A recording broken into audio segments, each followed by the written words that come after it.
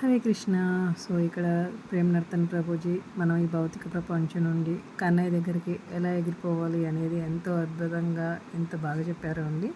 మీరు కూడా వినండి. Hare Krishna.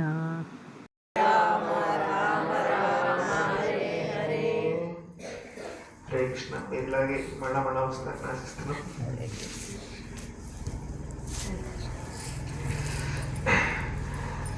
Calcutta, March 9, 1972.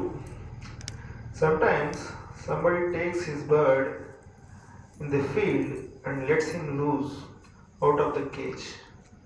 And the bird goes and then again comes into the cage. This human form of body is just like being let loose. Now you get the freedom of flying away from this cage of birth and death. But that we will not do. We'll enter again. We are not interested how to get out of the cage. We are again and again coming back to the cage. ఇక్కడ ప్రభుపాద గారు అంటున్నారు, అప్పుడప్పుడు చూస్తూ ఉంటాం ఏంటంటే ఒక వ్యక్తి పంజరంలో ఉన్న చిలుకని తీసుకెళ్ళి పొలాల్లోకి తీసుకెళ్ళి వదిలేస్తే పక్షి కాసేపు అలా తిరిగి మళ్ళీ పంజరంలోకి వచ్చేస్తుంది అన్నమాట. అలాగే ఈ యొక్క మానవ జన్మ కూడా అటువంటిదే. చూస్తే కనుక తెరిచి ఉన్న పంజరం లాంటిది అనమాట. దీంట్లోంచి మనం కావాలంటే బయటికి వెళ్ళిపోవచ్చు. కానీ మనం ఏం చేస్తున్నాం, బయటికి వెళ్ళి తిరిగి మళ్ళీ లోపలికి వచ్చేస్తున్నాం అనమాట. ఇక పంజరం ఏమిటి అంటే జన్మ మృత్యువులనే పంజరం. దీంట్లోనే మనం ఎప్పుడు కూడా బయటికి రావటం లేదన్నమాట. దీంట్లోంచి మళ్ళా దీంట్లోకి ఎంటర్ అవుతున్నాం. మనకి ఈ యొక్క బయటికి వెళ్ళాలనే కోరికే లేదు అని చెప్తున్నారు. మళ్ళా మనం అదే పంజరంలోకి వస్తున్నాము. సో ఇది మిగతా ఈ యొక్క 84 లక్షల జీవరాశుల్లో వాటికి మనకి ఉన్న తేడా ఇదన్నమాట. సో వాటికి బయటికి వచ్చే ఆస్కారం లేదు బయటికి. కానీ మనకైతే ఈ యొక్క గేట్ తెరిచిపెట్టారు, మనం జస్ట్ బయటికి వెళ్ళిపోవాలంటే. కానీ ఎందుకు మళ్ళీ పక్షి వెనక్కి వస్తుందంటారు? అలా వెళ్ళిపోయిన పక్షి చూస్తే కనుక ఓనర్తో సంబంధం, ఆప్యాయత, అండ్ రోజు మంచి ఫుడ్ పెడతారు. ఎందుకంటే ఇన్సెక్యూరిటీ ఫీలింగ్ అనమాట. ఓనర్తో ప్రేమని కాదు, బయటికి వెళ్తే మనకి దొరుకుతలేదు టైంకి అని దానికి డౌట్ అనమాట చూస్తే కనుక. కానీ ఇంకా బయట ఎన్నెన్నో ఉన్నాయన్నమాట, ఎన్నో వృక్షాలు, ఎన్నో ఫలాలు ఎన్ని చోట్ల ఉన్నాయి చూస్తే కనుక. కానీ దీనికి ఒక రకమైన ఇది ఇక్కడి నుంచి వెళ్ళిపోతే ఇంకేమన్నా ఉందా లేదా అనేది భయం అనమాట. సో అలాగే మనకి జన్మరాహిత్యం గురించి చాలాసార్లు చెప్తూ ఉంటారు. జన్మరాహిత్యం అనేది ఉన్నా సరే మనకి సరైన ప్రదేశం ఎక్కడికి వెళ్ళాలో తెలియదు అనుకోండి. సో మళ్ళా మనం మానవ దేహానికి వస్తాం అన్నమాట. సో చాలా ముఖ్యమైన ముక్తి అనేది చాలామంది చెప్తూ ఉంటారు. ముక్తి అంటే కేవలం జన్మరాహిత్యం. కానీ సరే నీకు ఇప్పుడు మృత్యు లేదు, ఏం చేస్తావు నువ్వు? నీకు మృత్యువే లేదు, ఇప్పుడు నీకు వృద్ధాప్యం లేదు, మృత్యు లేదు, రోగం లేదు. సరే ఇప్పుడు ఏం చేస్తావు? ఏం చేస్తామండి? మీకు అటువంటి ఆప్షన్ ఇచ్చారనుకోండి, నీకు రోగం రాదు, మృత్యు రాదు, ఆకలి నిద్ర కూడా ఉండదు. ఆకలి లేదు, నిద్ర లేదు, మృత్యు లేదు, రోగం లేదు, చావు లేదు. సరే ఇప్పుడు నువ్వు ఏం చేస్తావు ఆలోచించుకో. బోర్ కొట్టేస్తుంది కదా జీవితం. ఇప్పుడు కానీ చూస్తే కనుక ఆత్మకి ఏమీ లేవు, ఇవన్నీ శరీరానికే. అది మన యొక్క స్వభావం. ఆత్మకి ఆకలి లేదు, నిద్ర లేదు, దానికి మృత్యువు లేదు, చావు లేదు, వృద్ధాప్యం లేదు, ఏది లేదు. అది మనం. సో మరి అలాంటప్పుడు ఇక్కడ ఏం చేస్తాం? అలాంటప్పుడు ఒకటి మిగులుతుంది ఏంటంటే సేవ చేయడంలో ఆనందం అన్నమాట. మనకి ఆకలి లేదనుకోండి, ఎంతకు ఇష్టపెట్టినా ఏమన్నా ఉపయోగమా? మీకు ఎన్ని తందూరి రోటీలు పెట్టినా, ఎన్ని పన్నీర్ పెట్టినా, సూప్ పెట్టినా, ఐస్ క్రీమ్ పెట్టినా ఆకలి లేదనుకోండి, ఏమన్నా అందులో ఏమన్నా ఉందో ఇంకా జీవితంలో ఏముంది? నిద్ర రాదు మనకి. అదే హ్యాపీనెస్ చూస్తే కనుక. తింటాం పడుకోవడంలో చాలా హ్యాపీనెస్ ఉంది, అవునా? సో మరి ఆత్మకి ఏంటి అంటే ఆత్మ యొక్క స్వభావం ఇవన్నీ శరీరానికి అవసరాలు, ఆత్మకి ఎటువంటి అవసరం లేదు చూస్తే కనుక. మరి ఆత్మకు ఉన్న ఒకే ఒక్క అవసరం ఏంటంటే ప్రేమను వ్యక్తీకరించడం, ప్రేమని ఎదుటివాడి యొక్క ప్రేమని అనుభవించడం. అది ఒకటే ఆత్మకున్న స్వభావం, దానికి నీడ్ అనమాట. అదే మిగతా నీడ్స్ ఏదైతే ఉన్నాయో అవి కేవలం శరీరానికి మాత్రమే. ఆత్మకున్న ఒకే ఒక నీడ్ అనమాట అది. సో మనం అది ఫుల్ఫిల్ చేయకుండా మిగతా అన్ని ఫుల్ఫిల్ చేస్తున్నాం. శరీరానికి కొన్ని నీడ్స్ మాత్రం ఫుల్ఫిల్ చేస్తున్నాం, ఆత్మని దానికి కొన్ని నీడ్ ఏదో ఫుల్ఫిల్ చేయటం లేదు. దానివల్ల జీవితంలో ఎప్పుడు కూడా అసంతృప్తిగానే ఉంటుంది. మనకు కావాల్సింది మనకి ఇవ్వట్లేదు, ఏదైనా ఇస్తున్నారు అనుకోండి. మన సొంత ఇంటి వాడికి మజ్జిగన్నం కావాలి, ఇక్కడికి వెళ్ళా మజ్జిగ లేదండి, అయ్యో అది కాకుండా మరి ఎన్ని పెట్టినా సరే ఏదో ఒక వెలితిగా ఉంది అనిపిస్తూ ఉంటుంది. అవునా, మన నాపుతాడికి ఎక్కడికి వెళ్ళినా చపాతీ కావాలి, ఆడికి అది లేకపోతే ఇంకా ఎన్ని పెట్టినా ఆడికి ఏదో ఒక అసంతృప్తిగా ఉంటుంది అనమాట. మన నార్త్ ఇండియా వాళ్ళు ఒకసారి సౌత్ ఇండియా యాత్రకు వచ్చారట. ఆ సౌత్ ఇండియా యాత్రకు వెళ్తే ఎన్ని చోట్ల పులిహార రైసు, జీరా రైసు, కర్డ్ రైసు, క్యామరిన్ రైసు, అన్ని రకాల రైసులు వాడికి ఎన్ని చోట్ల ఏంటి అన్నీ అనమాట. టమాటా రైసు అది పెడుతున్నారు, మసాలా రైసు. ఒకడికి అయితే చాలా చికాకు వస్తుంది అనమాట. మన యాత్ర అయిన తర్వాత రివ్యూ తీసుకుంటాం కదా, ఎలా ఉంది అంటే వాడు చాలా వెరీ నైస్ యాత్ర అంటే, ఏంటి నైస్ యాత్ర, ఇది ఓన్లీ రైస్ యాత్ర అన్నాడు అనమాట. ఎక్కడికంటే రైస్ రైస్ రైస్ సో అలా ఈ యొక్క ఆత్మకి ఏదైతే అవసరం ఉందో అది ఎక్కడైతే తీరుతుందో అక్కడికి వెళ్తుంది అనమాట. దాని గురించి తెలియాలి కూడా, లేకపోతే తెలియకపోతే ఇంక మళ్ళా తిరిగి ఇక్కడికే వస్తుంది. అలా ఒక కథ చెప్తారు ఏంటంటే, ఒక రాజుగారి యొక్క కోటలో గార్డెన్లో ఒక పక్షి ఉంది, ఇలా పంజరంలో ఉందన్నమాట. పంజరంలో ఉన్న పక్షి దానికి బయటికి పోవాలనుంది, కానీ ఈ రాజుగారు పంపించారనమాట. ఇప్పుడు కూడా అందులోనే ఉంటుంది, మంచి బంగారు పంజరంలో పెట్టారు. మంచిగా తినిపిస్తూ ఉంటాడు, రోజు వచ్చి సమయం గడుపుతూ ఉంటాడు ఆయన దాంతో. అది కూడా చాలా ముద్దుగా మాట్లాడుతూ ఉంటుంది అనమాట. అందుకని చాలా ఇష్టం అనమాట రాజుగారికి అదంటే. కానీ ఆ పంజరంలో ఉన్న పక్షి చూస్తూ ఉండేది కొంచెం గోడ అవతల రోడ్డు ఉంటుంది, రోడ్డు మీద జనాలు పోతూ ఉంటారు, వస్తూ ఉంటారు. సో ఆ పక్షి చూసేది ఏంటంటే, రోజు ఒక ఆమె వెళ్తుంది వస్తుంది, వెళ్తుంది వస్తుంది, అదే దారిలో చెప్తుంది, అదే సమయానికి వెళ్తుంది. ఆ పక్షి అడుగుతుంది అనమాట, నువ్వు ఎక్కడికి పోతున్నావు నువ్వు రోజు అంటే చెప్తారనమాట. ఇలా ఒక గురూజీ వచ్చారు, ఆయన భాగవత కథ చెప్తున్నారు, అటెండ్ అవుతున్నాను నేను రోజు అని చెప్తుంది అనమాట. అవునా, నాకు కూడా వెళ్ళాలని, నాకు కూడా వినాలని, కానీ మరి నాకు ఈ యొక్క అవకాశం లేదు. నువ్వు వెళ్తున్నావు కదా రోజు, కాబట్టి నువ్వు ఏదైతే వింటున్నావో వచ్చి నాకు చెప్తూ ఉండు అంటుంది అనమాట. అప్పుడు ఆమె అంటుంది,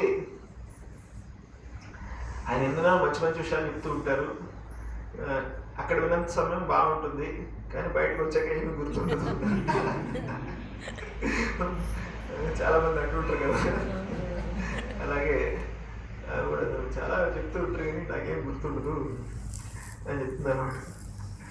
కానీ నాకు మంచిగా అనిపిస్తుంది, వెళ్తూ ఉంటాను అంటుంది అనమాట. సరే, ఒక పని చెయ్యి, రేపు మీరు వెళ్ళినప్పుడు స్వామీజీని ఒక ప్రశ్న అడగమంటారు కదా, ఒక ప్రశ్న అడుగు, కానీ అందరి మధ్యలో అడుగు, ఎవరు లేనప్పుడు అడుగు. ఏం అడుగుతామంటే, ఇక్కడ పంజరంలో ఒక చిలుక ఉంది, అది బయటికి రావాలనుకుంటుంది కానీ రాలేకపోతుంది, ఎలా రావాలి అని అడుగు అని చెప్తుంది అన్నమాట.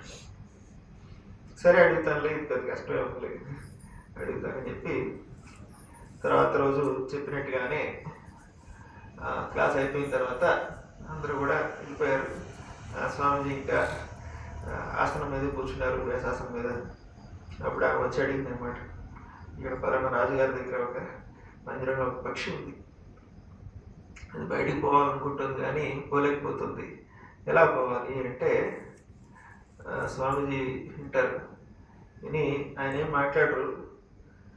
అలా విన్న వెంటనే ఆయనకి చక్కెర వస్తుందన్నమాట, తల తిరిగి ఆయన కింద పడిపోతాడు. కింద పట్టం కదా ఆయన కూర్చుని ఆసనం మంచి కింద పడిపోతాడు.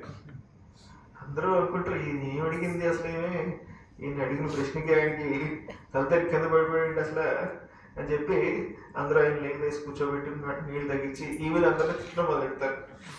ఏమమ్మా నీకు వద్దు అసలు ఏం అడిగా తెలియదు, ఏం అడిగావు అసలు, ఆయనకి కడితడి కింద పడిపోయాడు అని చెప్పి అందరూ ఏమి చెవాట్లు పెట్టడం మొదలెట్టారు. ఏం కనిపిస్తుంది, నేనేం తప్పు చేశాను, ఆ చిలుక ఎంత ముదృష్టం చిలుక ఎంత దాందే అసలు అని చెప్పి చాలా కోపడిపోయింది.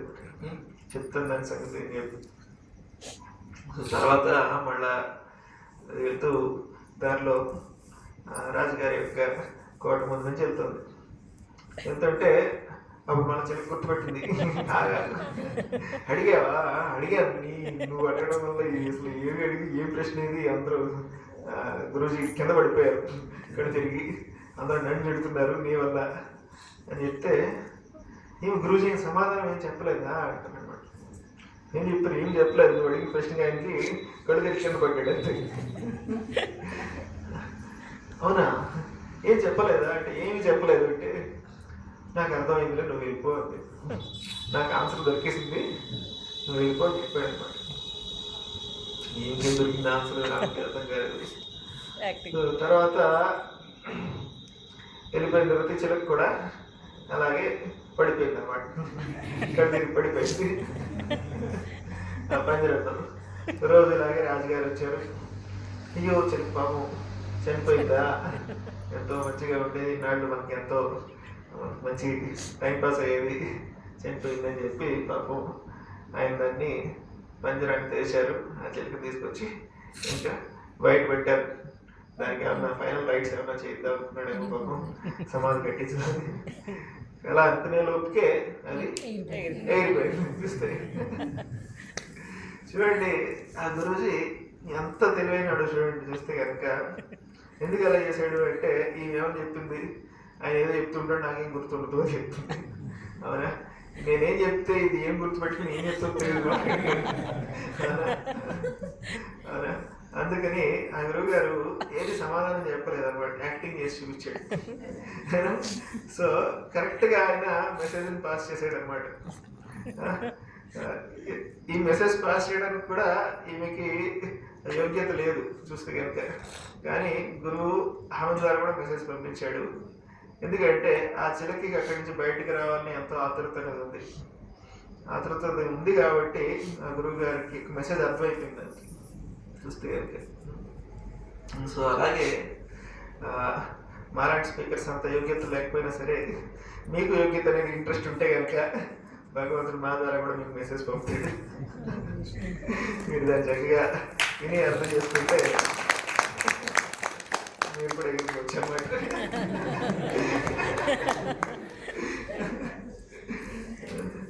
సో అక్కడ ముఖ్యంగా చెప్పింది ఏంటంటే ఎప్పుడు దాకా ఈ యొక్క నేను నాది అనే యొక్క మమకారం అనేది ఉంటే కనుక మనకి ఆ పంజరం అనేది తెరవదు అనమాట చూస్తే కనుక.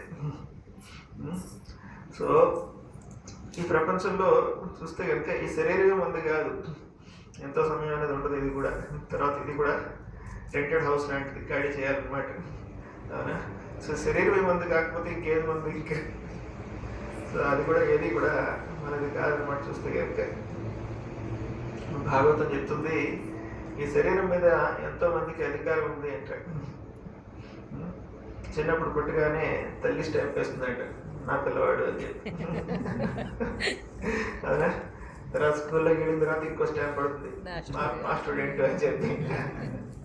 కాలేజీలోకి వెళ్ళాక ఇంకో స్టాంప్ పడుతుంది, మా వాడు అని చెప్పి. జాబ్లోకి వెళ్ళాక ఇంకో స్టాంప్ పడుతుంది, మా ఎంప్లాయీ అని చెప్పి. అవునా, పెళ్ళాక ఇంకో స్టాంప్ పడుతుంది, మా భర్త అని చెప్పి. తర్వాత పిల్లలు పెడితే ఇంకో స్టాంప్ వేస్తారు పిల్లలు, మా నాన్న.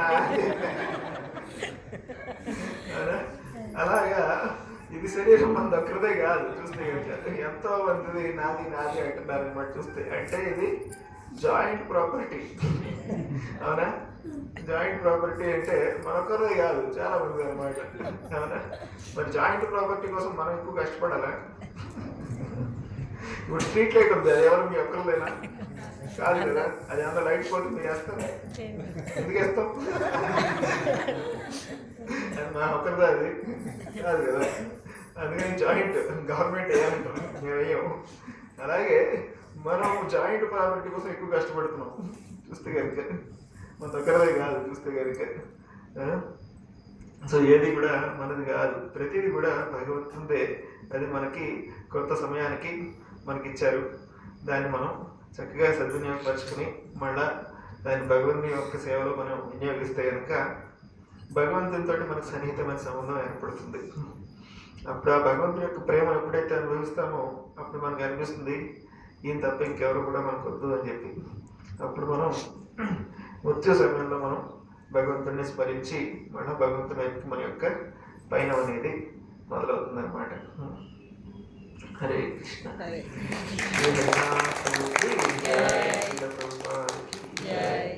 Your servants Pavani and kids. Hare Krishna.